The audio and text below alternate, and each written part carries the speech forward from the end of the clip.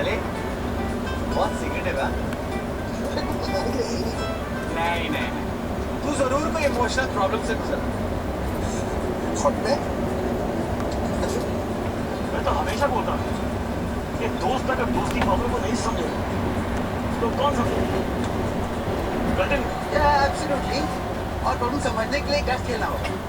मैं एक वर्ड बोलूंगा, उसे सुनकर जो पहले तेरे दिमाग में आएगा मुझे बोलना है बिना सोचे, ठीक है? ओके मेरी डॉक्टर साहब। फाइन। गाड़ी, रास्ता, अर्जुन, डायरी, शायरी, दिल, प्यार, मुंबई, ट्रैफिक, फादर, फादर। आहा, तो मेरे टेस्ट रिजल्ट के मुताबिक तुम्हारा इमोशनल प्रॉब्लम है तुम्हारे फादर और ये बात तुम सबसे छुपा रहे हो। और मेरे ख्याल के मुताबिक डॉक्टर सिगमंड फ्रॉड तुम्हें अपनी डिग्री फाड़ के फेंक देनी चाहिए। प्लीज फाड़ के फेंक दो प्लीज।